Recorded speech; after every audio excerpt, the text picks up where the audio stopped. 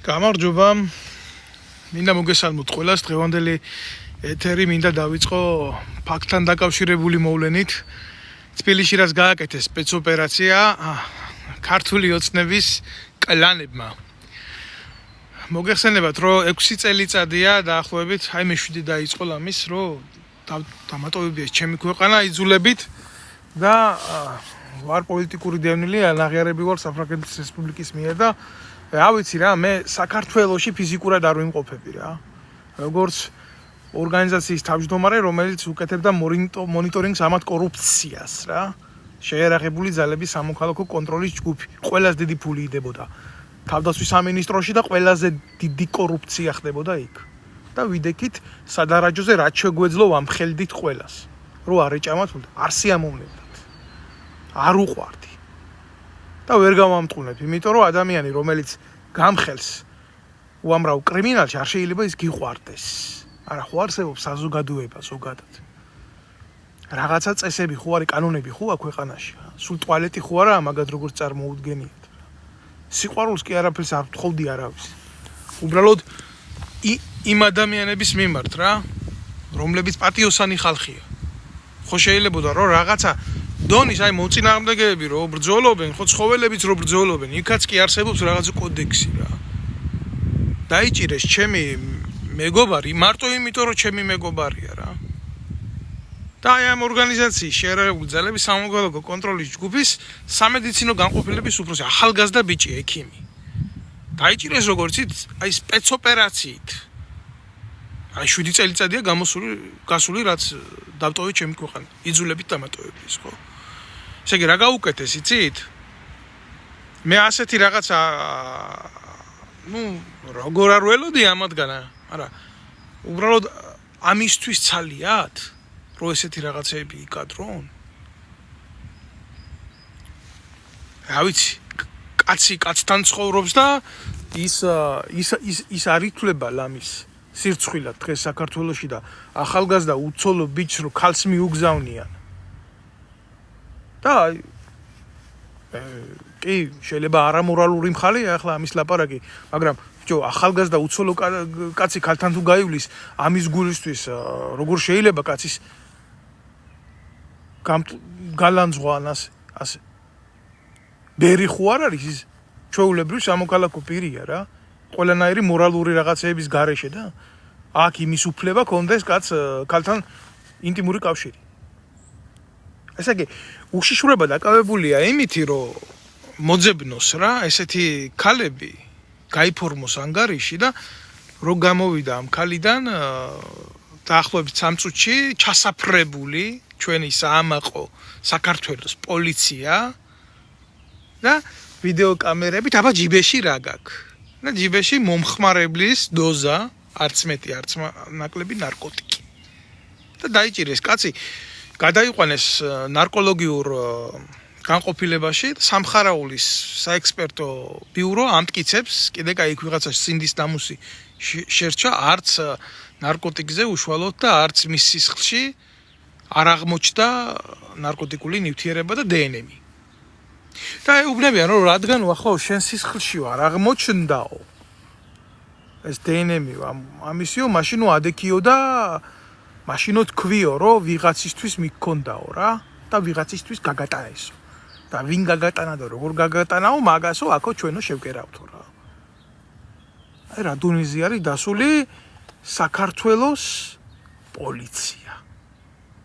ამას უკეთებენ ახალგაზრდა ექიმს, რომელიც უსასყიდლოდ ეხმარებოდა ყველა მთავრობის მიერ ნაღალატებ ვეტერანებს. დაინვალიდებულებს, მომსპრებს და განადგურებულებს მორალურად რა.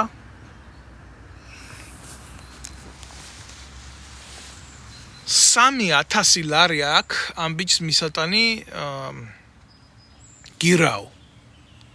ჯერ მიმიფურთხებია მე ამ ეგრეთ წოდებული სამართლიანობისთვის საქართველოში, მთელი სრულიად სასამართლო სისტემის, მისი პროკურატურისთვის, მისი ყველაფრისთვის, მისი იმისთვის. და საიდან მიიტანს უმუშევარი კაცი. 6 წელიწადია ეს ბიჭი პოლიტიკურად არსად არ ყოფილა, არც ნაცია, არც კოცია, აი ამ ბიჭის ერთადერთი დანაშაული დღეს რაც არის ის არის, რომ არც ნაცია და არც კოცია. და არც აპირებს რომ გახდეს რომელიმე. კაცი ყანაში, პარნიკში, იმას პამიდორს და კიტრს ნერგავდა, თესავდა და მოყავდა და დაიჭირეს.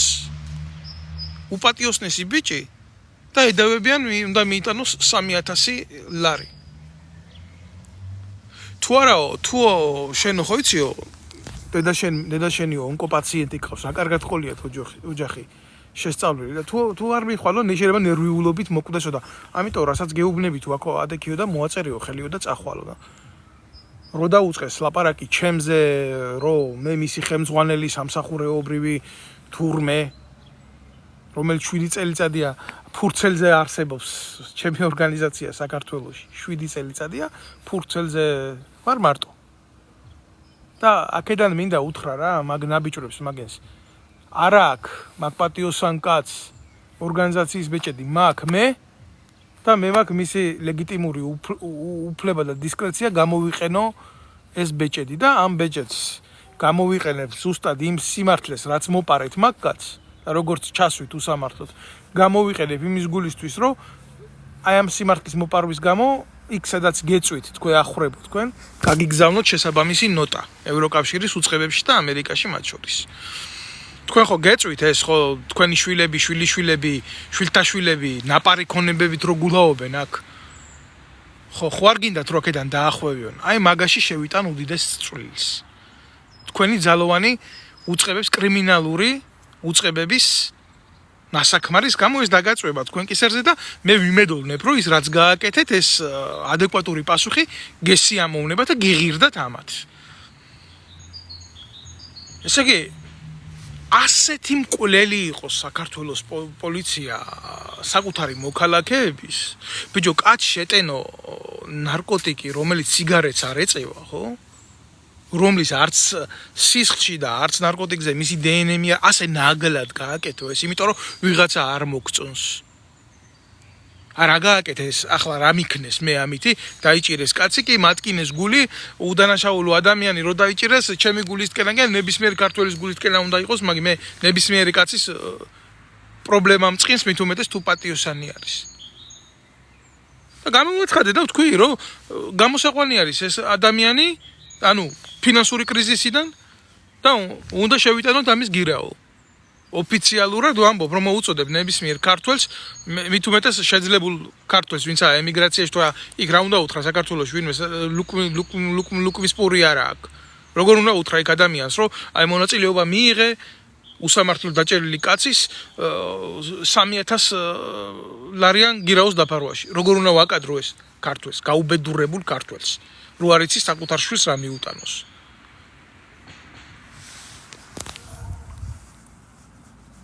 ამათი ვაჭარი დედავატირე ამათი რა სადამდე დადით ბიჭო სადამდე დადით რითი გინდათ რომ შეავსოთ ამ მათხოვარი ერის ბიუჯეტი ვერაწარმოებთ ვერაფერს არც ქარხნები არც ფაბრიკა ტრუსიკს ვერ კერავთ ეკონომიკა ისეთი ვერ შექმნით ქვეყანაში და ტუალეტის ქაღალდს ვერ აწარმოებთ თქვენ ქვეყანაში და თქვენ გინდათ რომ აი ესეთი რაღაცეებით შეავსოთ ქვეყნის ბიუჯეტი? აი იმას რომ თავი დავანებოთ რომ მორალურად ეს არის სერიოზული პრობლემა და უბედურება რომ აი ესეთ რაღაცებს კადრულობთ. სინამდვილეში საქართველო გახდა ნარკოტრანზიტის ქვეყანა, ნარკომწარმოებელი ქვეყანა გახდა თქვენ ხელში.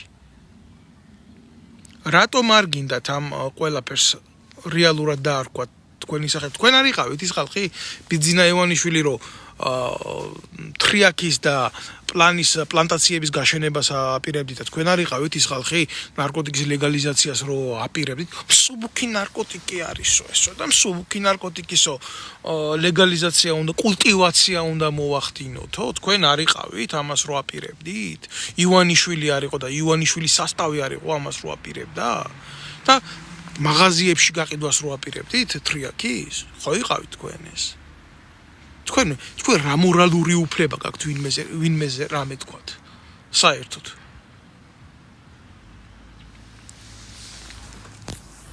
მე არ მწყენს იცით მე უბრალოდ გული მტკივა სინამდვილედ თუ გითხრა ვირისგან საერთოდ არც უნდა გეწყინოს არაფერი იმისგან შეიძლება გეტკინოს და გულსატკენია ის რომ ასე ეკცევით თქვენ მოქალაქეებს და დაბრუნდა შევარდნაძის დრო და ნებისმიერ შეგიძლიათ მიხვიდეთ არ მომწონს შენ არ მომწონხარ და მოდი და ჩაგიდებ რა მოხმარების დოზას და მე გადაგიყვან და მე შეგტენი და რას ელაბარაგებით იმ სამი დღე ყავდათ საპრობილეში და არც სახალხო დამცველს დაუძახეს არც არაფერი გამოიყენეს ფიზიკური ძალა რაც შეეძლოთ იძალადეს სუსტ ადამიანზე და აი ეს არის სახელმწიფო და ესაა პოლიცია და ესაა ჩვენი სამართალდამცავი სისტემა და მე გადაგიყვანენ ასე ჩაგიდებენ ნარკოტიკს და გეტყვიან აუ შენ ფული არა გაქვს ვიცით ეხლა ხო მძიმე ფინანსური კრიზისი აქვს ქვეყანაში და განვადებას გაგიკეთებთ სასამართლო გირაოზე და ადგებიან და სასამართლო გირაოზე გაგიკეთებენ განვადებას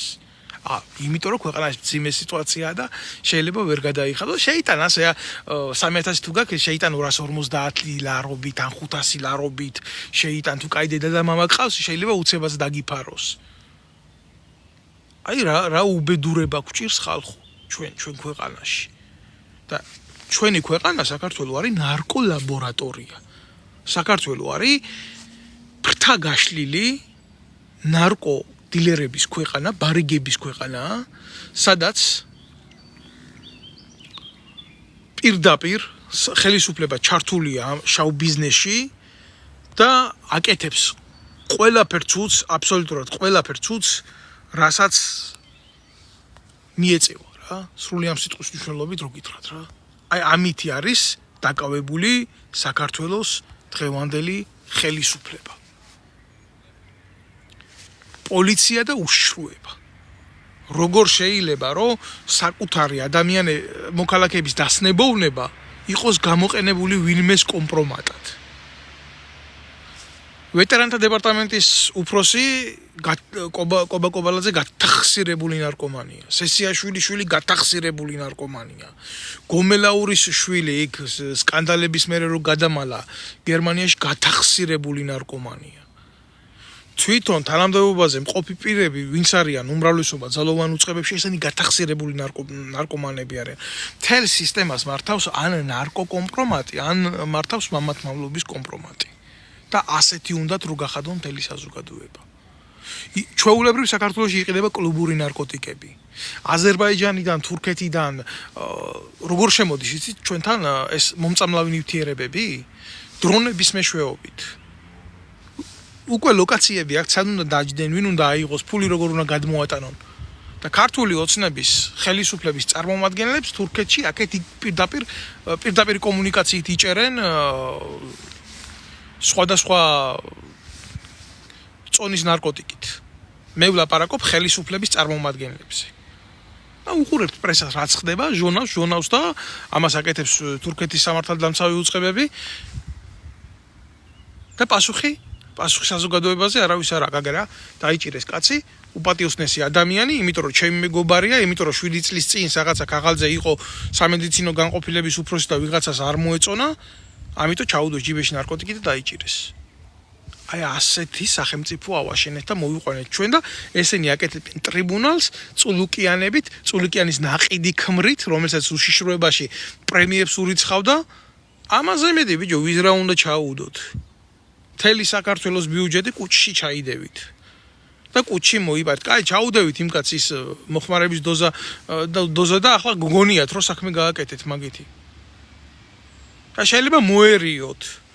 შეიძლება ის გააკეთოთ, რაც ჯორჯ ორუელის 1984-ში იყო ალაპარაკოთ ცუდი რაღაცა თუ ძალიან მოინდომებთ, დარწმუნებული ვარ მაგის ნიჭიცა გაქვთ, რომ გააუბედუროთ კაცი ბოლომდე, აი ამაში გაქვთ სერიოზული მიღწევები. თქვენი საზოგადოების გამოკვებაში, შიდა პროდუქტის გაზრდაში, ეკონომიკის აწევაში არა გაქვთ სურვილი და мотиваცია, თუ რა კაცის გაუბედურებაში ეშმაკს გაასწრებთ. მე არ ვიცი პოლიციელი რომელიც დაკავებულს იმას ეტყვის, რასაც გვინდა იმას თუ არ დაწერო, დედაშენია, ონკოპაციენტია და მოგიკვდება, ის უკვე ოფიციალური მკვლელია, პოლიციელი კი არ არის კაცო. ის უკვე მკვლელია. ჩვეულებრივი მკვლელი იმას რა უნდა პოლიციაში? რა ნარკო დანაშაულზე არის ლაპარაკი და რა ბარიგის წოდვაზე არის ლაპარაკი, პოლიციელია თვითონ კრიმინალი, რომელიც აკეთებს ამას. всё, წერტილი დაისვა, წერტილი და დამთავრდა ამით ყველაფერი. ყველას აქვს მისი ცხოვრება, ვისაც როგორ უნდა ისე გადახედოს, ისე ამოწმოს, ისე აკეთოს ყველაფერი, მაგრამ მე რო უყურებ საქართველოში ჩვენი ქვეყნის გადარჩენა როგორ უნდა მოხდეს ამათ ხელში ბიჭო. თუ ჩადება მამაძაღლობაა ის ყოველთვის იყო. თქვენ რა გონიათ მამაჩემი დაიჭირეს კგბ-ს დროს ანტი-საბჭოთა ლიტერატურის გავრცელებისთვის, ეროვნული ლიტერატურის გავრცელებისთვის. ჩემი ძმა იყო დაიჭირეს დიდგორის ამბავზე ეროვნული საკითხებისთვის დაიჭირეს. ჩემი თანამშრომელი იყო ჩემ ორგანიზაციაში დაიჭირეს. ერთადერთი კაცი ვარ, რომელმაც აჯობა ქართულ ოცნებას და კოაბიტირებულ ნაციონალურ მოძრაობას გონებით და ამათ დევნის შემდეგ გადავრჩი კაცი, რომელიც ვერ დამიჭირეს. თქვენ რა გონიათ, ამათ არ ქონდათ მცდელობა? რამდენჯერაც გინდათ, იმდენჯერ ქონდათ მცდელობა. და ახლა ვიღაცა გამოვა და იმას მეტყვის, შენ ქვეყანაში რო არა ხარ და სიმართლეს მაქედან ლაპარაკობ. აუა, ბოდიში წყო არ მოგიხადოთ. თქვენ დედაატირებულო ნარატივ ჩიკებო. რო ცოცხალი ვარ და დავდივარ და სიმართლეს ვლაპარაკობ. ჯერ ის ცალკე პრობლემა არის, როდესაც შენ ერთ მოქალაქეს მეორე მოქალაქეს აჭერიებ და ადებიებ ჯიბეში ნარკოტიკს. ეს არის ძალიან სერიოზული პრობლემა. ძალიან სერიოზული პრობლემაა, იმიტომ რომ მე მქონია ამ კონტინგენტთან შეხება ეგრეთ წოდებული პუტანკებად რო ითვლებიან და რო აგზავნენ. იმათ რა თქმა უნდა ამ კატეგორიის და ამ კლასის ეგრეთ წოდებულ კონტინგენტს ქალებზე მაქვს ლაპარაკი, პუტანკებს ისე ვერ დაუძახებ რა. პუტანკების გარდა ყველაფერი არიან. ზოგი მოდელი არ იყოლებათ, ისე გაკრასკული უშიშროება მაგაზე ფულს რო ხარჯავს. მაგრამ ჭკუა იმათაც აქვთ გამიგე? ესეთი ადამიანი 15 ერთეული იქნა ჩემთვის მოგზავნილი საქართველოში ყოფნის დროს.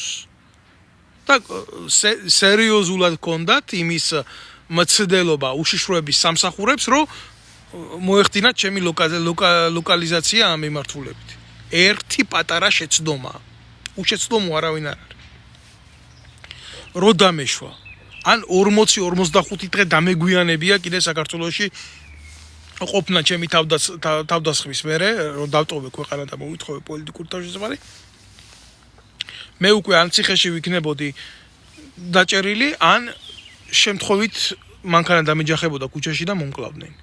ამაზე სანქცია გაცემული იყო. მე მინდა გითხრათ თქვენ, არც ერთი მათგანის მე ლუსტრაცია არ მომიხდენია იმ აგენტების, რომლებიც რამოდენიმეს გამოკლებით. მაგასაც ვიტყვი, ბოლომდე მათიც არა, იმიტომ რომ ქმარშვილი ყავს ზოგიერთ, იცით რა უბედურება არის? აგენტებად ამუშავებენ ქალებს, რომლებსაც ყავთ ქმარშვილი. მე არავის მორალზე არ ვლაპარაკობ. ადამიანები თუ არიან წამლის ზემოქმედების ქვეშ, იმათ მკურნალობა უნდათ, დაცინვა კი არ უნდათ რა. როდესაც ნახევრად გაბრუებულ თანამშრომელს რა იყენებ შენი ბინძური საქმიანობისთვის უშიშროების სამსახურს ვეუბნები და აკეთებიებ ასეთ ბინძურ საქმეს. ეს აუცილებლად ბუმერანგივით დაგიბრუნდება, იმიტომ რომ არ არსებობს მორალი, რომელიც იბინძურაზე დგას და მით უმეტეს ის შეიძლება იყოს სახელმწიფოებრივი მორალი. უშიშროების გასაგონად ვამბობ აქედან რა. როდესაც ისინი მოდიოდნენ, დავალება ჰქონდათ მიცემული უშიშროების სამინისტროდან კონკრეტული ოპერი მართავდა, ოპერატიული თანამშრომელი. თავალებდნენ, რომ ამ ადამიანს უნდა ჩაუდო ესა და ეს, უნდა მოახერხო მისი შეტყუება სექსუალურ კავშირში და შემდეგ რომ დაკარგავს ორიენტაციას და იქნება ან სიამოვნების, ან განცდის, ან იმის ქვეშ, უნდა გააკეთო ის დავალება, რასაც ეს იყო ამოცანა.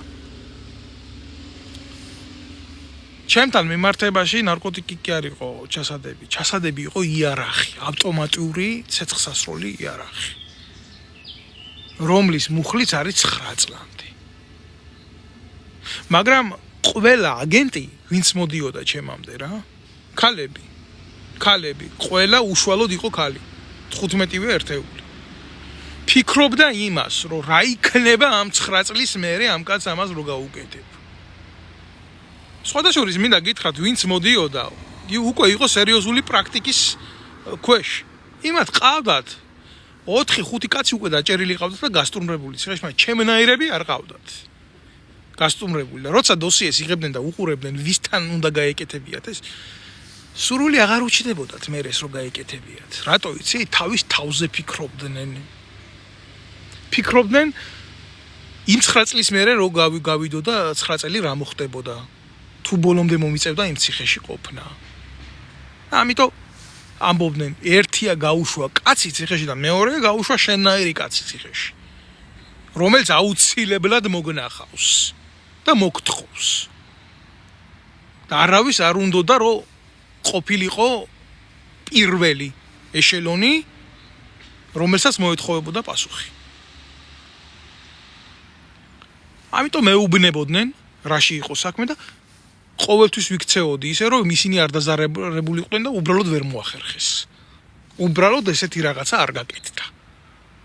აი ამან მომიყვანა იმ დღემდე, სადაც აღმოჩნდი ფიზიკურად ქართული ოცნების პროპაგანდონების წინაშე და რო ვერაფერი ვერ დადგეს ამ თავისი მეძავებით, მერე რუსთაველის თეატრის მსახიობი გოგა ბარბაკაძე გამოიყვანეს და მოაწყობიეს ქუჩაში თეატრი. თელ ჯგუფთან ერთად, პოსტივის ჟურნალისტებთან, გადამღებებთან და ესეთ ტიპებთან ერთად რა. და დამარტყეს ზურგიდან ცივი არაღი და შემდეგ ხელი და რა ვიცი მიღებდნენ და ანახეს მე იქ რამოდენიმე მაღალ ჩინოსანს როგორ გამლახეს მე. აი ეს არის სიმართლე. როცა ვერ გჯობიან ჭკუით ცდილობენ გაჯობონ ფიზიკურად და ბოდიშით რა ბრბოს რომელსაც უზურპირებული აქვს ხელისუფლება და ძალაუფლება შეიძლება ძალით ვერ მოერიო თუ გონებით ისე ვერაჯობე. არასოდეს არ დამიმალია რომ საოცრად ძლიერი უსაფრთხოების სკოლა მაქვს გავლილი და არასდროს არ დამიმალია რომ სამხედრო აკადემიაში ყურადღებით უსმენდი არა მარტო იმ ლექციებს, აი იმ გაკვეთილებს, რომლებიც ფიზიკური ტრადიციული ომის მეთოდიკა იყო რა. არამედ როდესაც პოლკოვნიკი რუსეიშვილი ყოფილი საბჭოთა დაზვერვის ოფიცერი ჩვენ სამხედრო აკადემიაში გვიკითხავდა ფსიქოლოგიური მომზადების ლექციას, ყოველთვის უსმენდი და მაღალი ნიშანიც მყავდა ამაში. და მე ეს არ დამიკარგია არასდროს. როდესაც ვიყავი 20-ულის მეთაური, როდესაც ვიყავი 100-ულის მეთაურის მოადგილის თანაშემწე, ყოველთვის უდგებოდი მე ამ მეთოდიკით ჩემ ჯარისკაცებს და მე მათში არასოდეს არ შემცდარ ვარ. იმიტომ მათი თვალები არ იწყვებოდნენ არასდროს. და ძალიან რთულია ეს რა ქვია რა. დილეტანტმა კარფურის დაცვის თანამშრომელმა, რომელიც უშიშროებაში გადაბარგდა, მოვიდეს და ჩემნაირ ადამიანს შეუგდოს ეგრეთ წოდებული მეძავი. ერთი რაღაცა მახსენდება, ყოველთვის მახსენდება ეს სამხედრო აკადემიის მერხზე, როდესაც აი ეს პოლკოვნიკი რუსეიშვილი, პროფესორი რუსეიშვილი, ყველაფერთან ერთად ის პროფესორიც იყო. რო დაიწყებდა აი ამდენი მამაკაცი სექსზე რო დაიწყებდა ლაპარაკს და ყველას რო წაეშლებოდა სახე და იღრიჯებოდნენ და ჩვენ მანერებს სწავლობდა, ჩვენ ქცევებს სწავლობდა, ჩვენ შეხედულებებს სწავლობდა. და როდესაც დამთავრდა ლექცია 27 კაციდან თქვა რომ მარტო 3 ადამიანზე წერდა ნიშანს, იმიტომ რომ 3 ადამიანს ეკუთვნოდა იქ ნიშანი. და ახსნა მე ეს რატო ლაპარაკობდა ასე, რისი გულისთვის ლაპარაკობდა ასე, რა ემოციებს გამოხატავდა ადამიანები და საერთოდ თავისი წარსულის შესახებ ბევრს არაფერს არ ლაპარაკობდა, მაგრამ ერთადერთი რაღაცა რაც თქვა და დამამახსოვრდა გონებაში ეს იყო რომ როდესაც ატარებდა მძღოლად იყო მისი უფროსის ცოლის და როდესაც მისი უფროსის ცოლი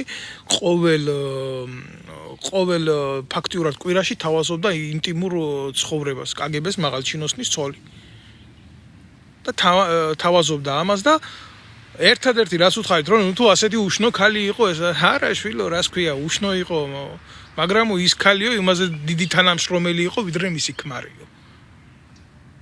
აი всё. так დამთავრდა ყველაფერი. შენ ამ ცხოვრებისგან იღებ ამ გაკვეთილებს არა როგორც მამაკაცი, არამედ როგორც პროფესიონალი. ან ვარდები ჭაში და ექცევი სათამაშოდ. თოჯინების თეატრში. მნიშვნელობა არა აქვს რა.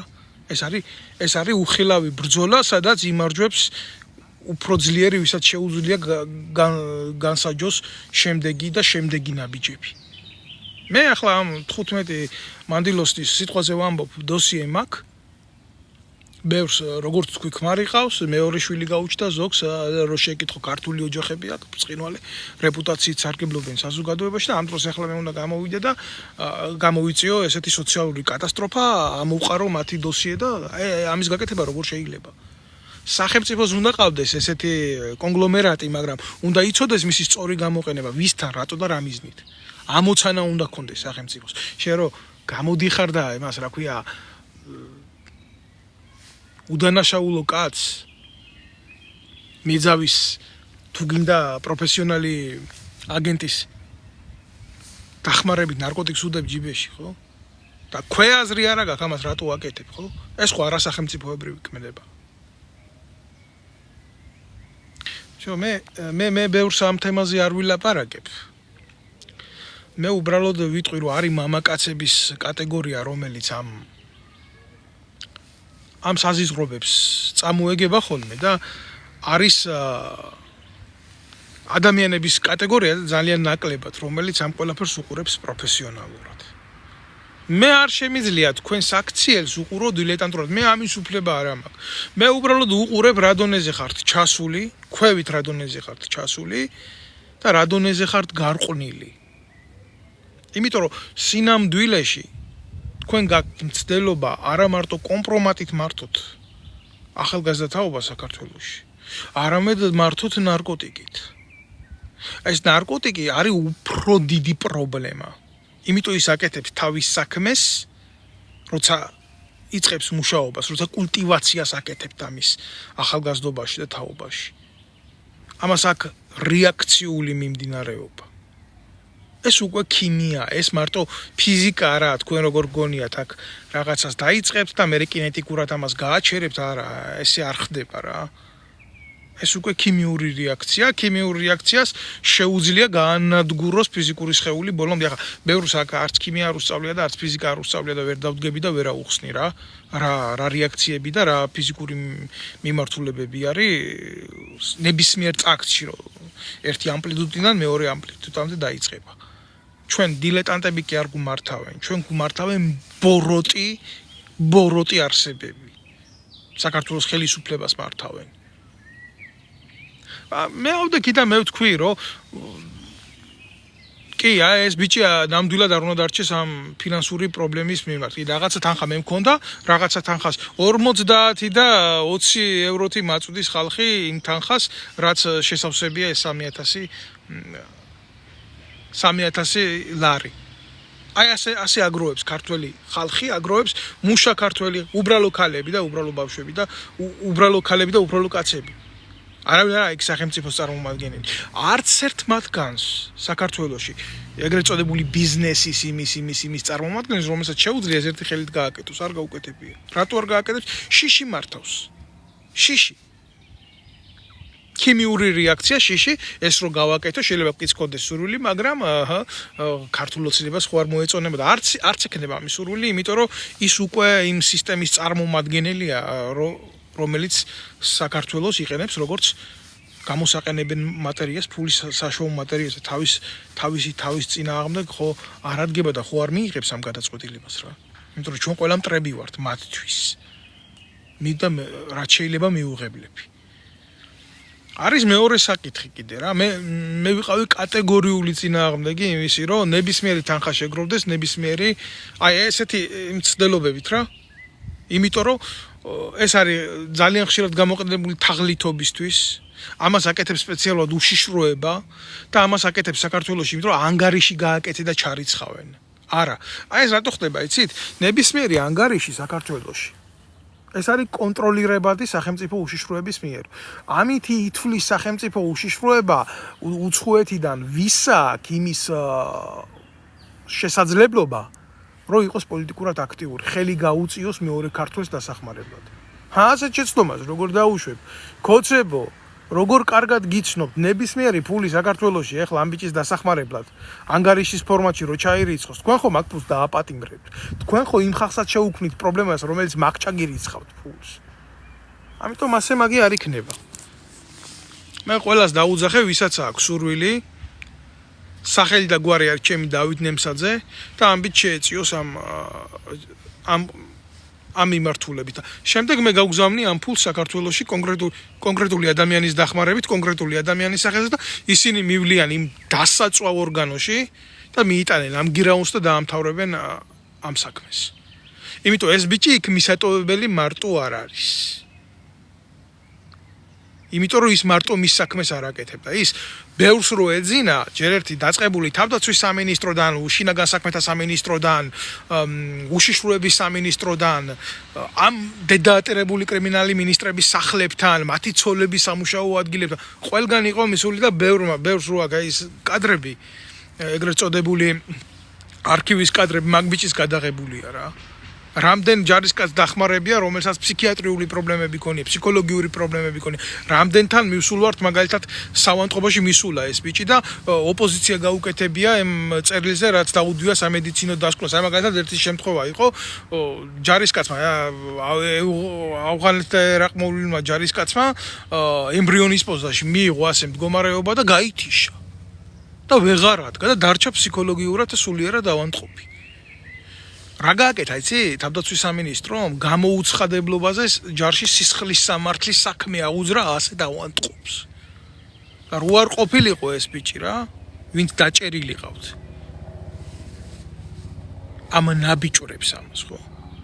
ეს კაცი ავანტყოფი. ნაცვლად იმისა, მკურნალობა ჩაეტარებია, ციხეში წაიყვანდნენ ასეთ მდგომარეობაში. აი ესე მაქვს რა. არქივი როგორ ექცეოდნენ ჩვენ ჯარისკაცებს საქართველოს სახელმწიფოს სახელით, აი ეს ნაბიჭვარი ქოცები, კოაბიტირებული ნაცებიდან, ამათმა ხო გაძარცვეს ნაციონალური მოძრაობა. მე მესმის, რომ თქვენ არ გიყვარვართ. და არც უნდა გიყვარდეთ, მაგრამ მეც ხომ აქ უფლება, რომ თქვენ არ მიყვარდეთ.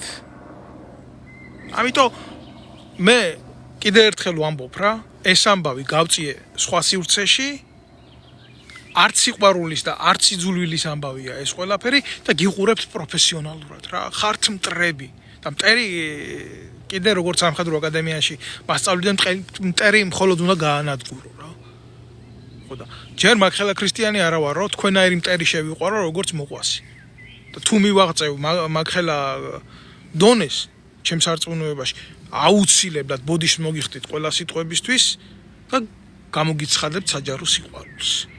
და მე თავს გავიმართლებ, რომ დიდი ქრისტიანი ვარ.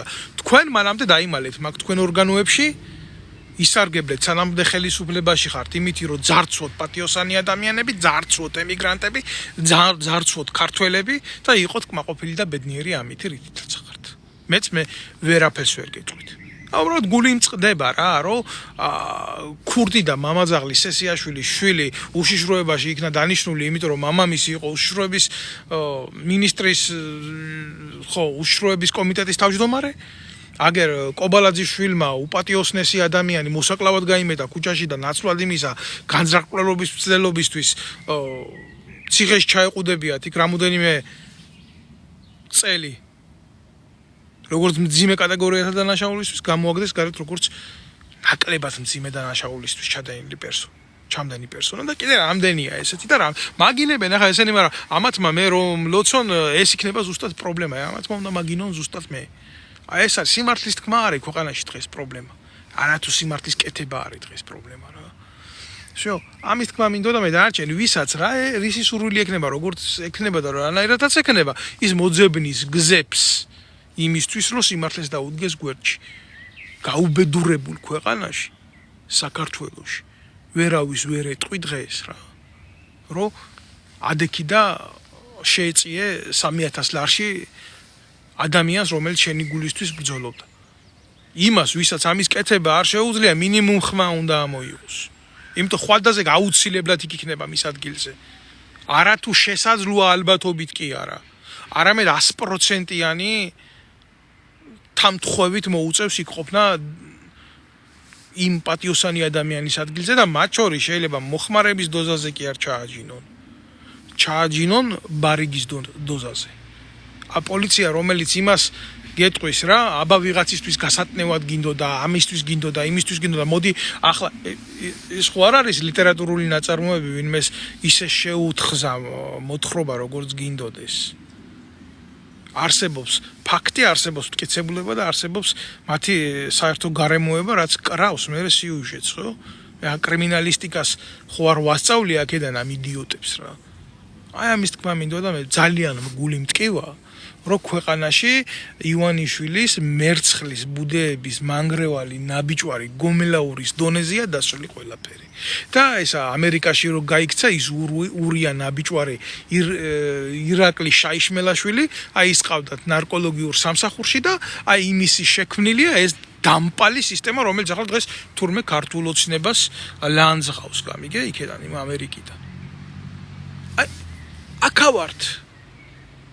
აქავართ და თუ ვინმე მიყურებს ახლა პოლიციიდან და იმ სისტემებიდან და იმიდან თქვენ ხო იცით რომ ეს ასე ხდება თქვენ ხო უძლური ხართ ამის წინაშე თქვენ ჩვეულებრივი სტიგმა ხართ მე თქვენ ადგილზე მცხვენია თქვენ მაგივრად მტკივა მაგრამ გადაწყვეტილებას მე ვერ მივიღებ თქვენ მაგივრად რა ამიტომ ასეთ ადამიანებს რომლებიც ამ სისტემას ქმნით უნდა იცოდეთ რა ბუვერანგი აუცილებლად მოვა ამას ან მოიტანს უფალი თავისი ძალით რომელსაც გინდა დაარქვით თქვენ თანხმევა, თანხwebdriver, გინდა დაარქვით მოვლენათა თანაფარდობა, მაგრამ ეს აუცილებლად მოხდება. რა მრწამსული სარკული გააზრება არ უნდა გქონდეთ ამ ყველაფერთან. ეს აუცილებლად მოხდება. თქვენ პასუხს აგებთ ამ ჩადენილი დანაშაულისთვის. ადამიანს რომელსაც აძლევს სისხლის სამართლის პასუხისმგებლობაში და უპირველესად იცი რომ შენ ახარ შემოქმედი იმ სისხლის სამართლის საქმის და შენ შეკერე ის და ის არაფერ შუაში არ არის ჩვეულებრივი კრიმინალი კი არ ახარ არაჩვეულებრივი ნაძირალ ახარ იმ არაჩვეულებრივ კრიმინალთან ერთად და ჭკვიანი კი არ ახარ ძალაუფლების მქონე ხარ უბრალოდ რა და დამიჯერე რა ეს ძალაუფლება დაუკარგიათ შენზე უფრო ძლევამოსილ ადამიანებს შენზე უფრო ჭკვიან ადამიანებს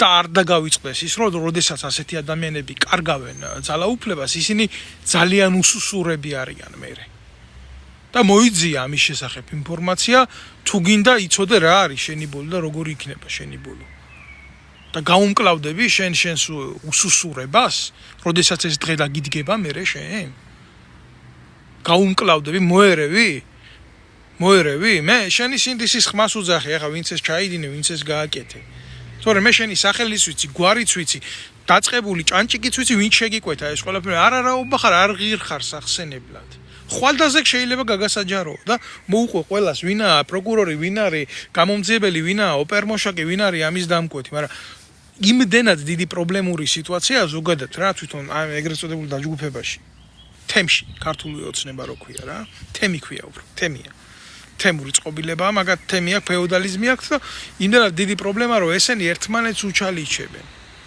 და ეს საწოდავი ბიჭი ვინ დაიჭირა იცით ქვედა დონის ვირთხამ დაიჭირა აი იმიტომ რომ ეს ზედა დონის ვირთხები ვაგინო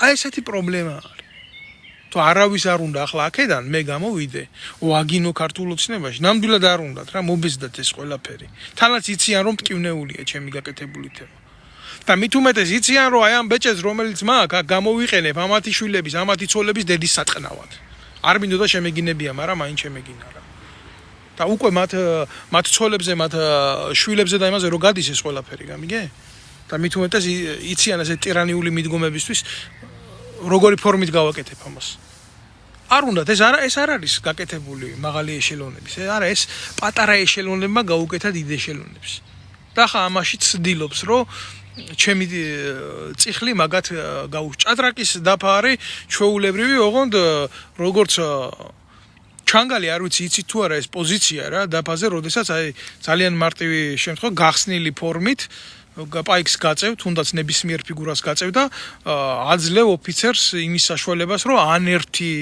აიყვანოს ფიგურა, მოწინააღმდეგის უპირატესობითი ხარისხი, ან მეორე აიყვანოს. უფრო დეტალურად როგორ ახსნა ეგ სიტუაცია არ დაიწყობა, უნდა ანახო პირდაპირ დაფასე ეს ყველაფერი. და მე ერთი რაღაცა მტკივა, მე მტკივა ჩემი მეგობარი, პატიოსანი ადამიანი მტკივა. და მის ადგილზე ყველა ასე მეტკინებოდა, მის ადგილზე ყოველთვის ასე მოიქცეოდი, ყოველთვის ამას ვიტყოდი და ყოველთვის ამას გავაკეთებდი. იმიტომ ძალიან უნიჭო ტექნოლოგიებია რა. ძალიან უნიჭო ტექნოლოგიები. თუმცა ჩემთვის ერთია. წიხლს მიიღებს უფროსი უნცროსის მაგივრად. და მე არ ყვიონ ერთმანეთში უნცროსი და უფროსი ვინაა ცოლ-ქმარს შორის სასქესო ორგანო რო დაერკარგებათ ვისი და როგორ და რანაირად. აი ამის თქმა მინდოდა მე. პატიოსანი კაცის ბედი ყოველთვის მტკივა. კიდე ჩემი იყოს, კიდე სხვისი იყოს. გისურვებთ ყველას მშვიდობას, მშვიდობიან ღამეს გისურვებთ და ღმერთმა გაშოროთ. თქვენ ახლობლებში, თქვენს ნათესავებში ჭეშმარიტად გაშოროთ ნარკოდანაშაული და ნარკოსენი. იმიტომ მე მინახე ადამიანები, ნარკომანები, რომლებიც ცოლი ქმარს ყიდის, ქმარი ცოლს ყიდის, დედა შვილს ყიდის, შვილი დედას ყიდის, მამა შვილებს ყიდის და ასე შემდეგ რა. და მე ვიცი ეს რა საშინელება არის. და მე ისეთი ისტორიები ვიცი ამის შესახებ და არა მარტო ვიცი, არამედ ზუსტად მინახავს ამის შედეგები რა. ეთქობა ამაზე უფრო ბევრს უნდა ლაპარაკობდეს ჩვენი სამედიცინო სფერო, მაგრამ საქართველოში მეცნიერებათა აკადემიის თავმჯდომარე ერთი ზარით შეიძლება გახდეს ხარიბაშვილი, ამიტომ ყველაფერი ამის მერე საქართველოში არათუ მეცნიერება და საზოგადოებრივი ცნობიერების ამაღლებისთვის მიმართული მეცნიერებაა მკვდარი, არამედ პასუხისმგებლობაა მათში მკვდარი. და ეს ყველა ნარკოდანაშაულზე მეტი უბედურება არის, როდესაც შეგნებული ადამიანი მიზანმიმართულად კლავს თავის თავში პასუხისმგებლობის გრძნობას საზოგადოების წინაშე. და ამაზე ძალიან ბევრი შემიძლია ვილაპარაკო. უბრალოდ ვერ უყურებ ნათელ წერტილს, რომელიც სწორ ეკოს გააკეთებს ამ გამოსვლის, ამ გასაუბრების, მაგრამ მე ხო ამას ვლაპარაკობ იმ ადამიანებისთვის, ვინც ამას გულდასმით მოისმენს, ვინც ჩაუღრმავდება თითოეულ სიტყვას, რაც მე ვილაპარაკე, რაზეც მე ვილაპარაკე. და ვისთვისაც ეს გამოსვლა ლაყბობა არ იქნება, იმიტომ რომ იცის ხვალდაზე არათუ მისი უახლოესი ნათესავი, არამედ თვითონ შეიძლება აღმოჩნდეს ამ სიტუაციაში. და იქ 4 კედელში მერე უძლურება და უძლურება რო დგება. ციხეში, ხო? ის იქ უკვე სხვა სამყარო იწყება. და ამის შესახებ მე რო არაფერი არ თქვა, კაცობრიობას უკვე თავისი ქვა აქვს დადებული. თუმცა ცხოვრებაში გამორიცხული არაფერი არ არის, უნდა იყო ყველაფრისთვის მზად. აი ამის თქმა მინდა მე მხოლოდ რა. არა, მე ხელისუფლების შინაგანი ხმის და პატიოსნების გაღვიძების იმედი არ მაქვს და მაგისთვის არ გამიკეთებია ეს ყველაფერი. უბრალო ხალხისთვის, გაფრთხილებისთვის გავაკეთე რა. ეგრე. სამყარო მართლა საუკუნეებით იქმნებოდა და აი ესეთი ომი ჩვენ სამყაროს, ჩვენ ქვეყანაში ერთ წამში დაგვინგრევს ყველაფერს. მადლობა.